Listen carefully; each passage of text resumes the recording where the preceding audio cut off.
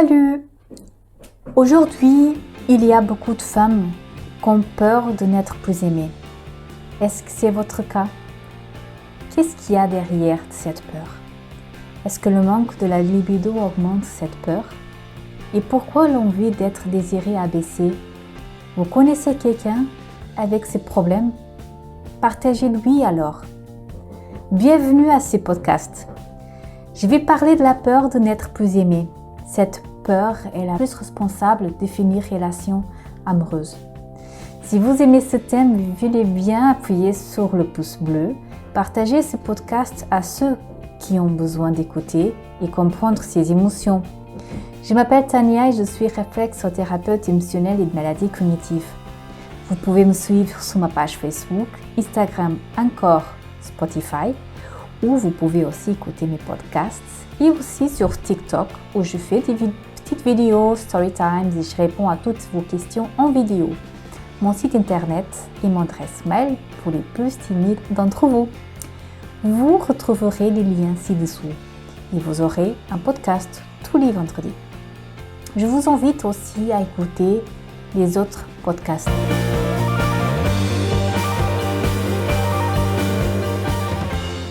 C'est en écoutant des bonnes informations que vous arrivez à comprendre et à écouter votre corps. Alors pourquoi n'existe plus le feu, l'envie et le jeu coquin que vous avez eu au début de votre relation? Qu'est-ce qui a été passé? Beaucoup de gens pensent qu'après le mariage, il n'y a plus besoin d'aller à la recherche de l'amour, de l'affection. Avec le temps, le couple prend des habitudes, chacun le sien bien sûr, du confort à sa façon. Comme ils sont chez eux, ils font comme ils veulent. Ce n'est pas que le manque d'intérêt en vous, vous êtes moins aimé. Non, ce n'est pas le cas. Le manque de libido, tant chez les femmes comme chez les hommes, apporte des facteurs dans leur vie très préjudiciels, comme l'anxiété, les soucis, la méfiance, la colère. Ces émotions baissent la production de la libido. Ce n'est pas la routine ou de n'être plus intéressé par votre femme ou mari. Dans la période de la pandémie et le confinement et reconfinement, c'est plus facile d'être en colère contre votre aimé. Rester toute la journée entre amoureux, cela peut être magnifique, mais c'est ce qui n'arrivera pas parce que vous trouvez toujours des excuses. Les animaux, les enfants, la maison sale, préparer les repas, etc. Les disputes arrivent, après vous sentez de la colère.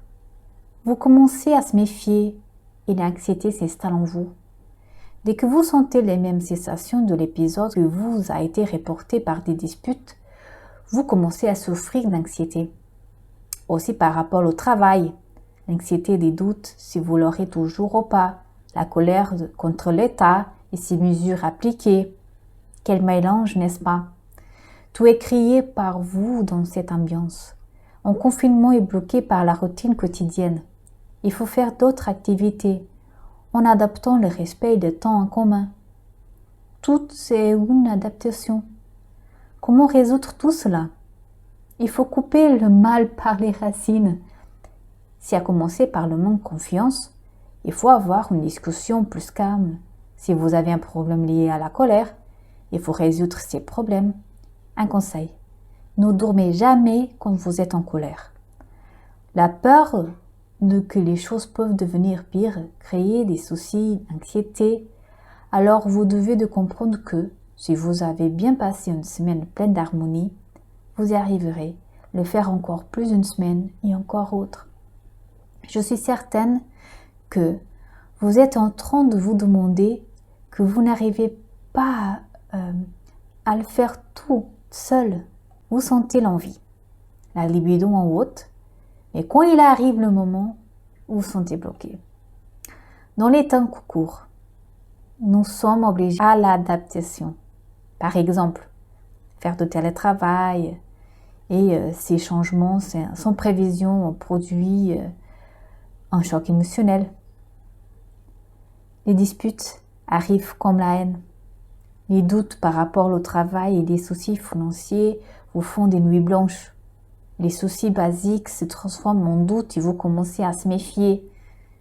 Si vous sentez le manque de confiance, il faut que vous fassiez une conversation plus pleine. Si vous avez la haine, procurez résoudre les problèmes avant de dormir. Aujourd'hui, vous avez appris la leçon. Plus efficace de vous protéger, donc pour demain, c'est encore plus facile. Et quand vous avez la libido et que vous n'arrivez pas, vous voulez autant quand la nuit arrive, disparaît. Faire ces démarches toute seule, je suis consciente que c'est difficile pour la plupart de vous. Je suis là pour vous aider à débloquer en utilisant la réflexologie plantaire. Si vous avez été loin, ce n'est pas une excuse. Je suis certaine que vous avez des réflexologues ou des réflexothérapeutes près de chez vous. Vous avez aussi sur mon TikTok 2 techniques pour activer et stimuler la libido. Vous trouvez les liens ci-dessous. Je vous invite le vendredi prochain à écouter le nouveau podcast. Abonnez-vous, partagez et laissez en commentaire vos questions ou des thèmes pour que je puisse vous aider en meilleure qualité. Suivez-moi sur Instagram, Facebook et TikTok. Pour des démarches de séances sur lecture plantaire, vous avez l'adresse mail et le site ci-dessous. Je vous embrasse et contemplez la journée. Bisous!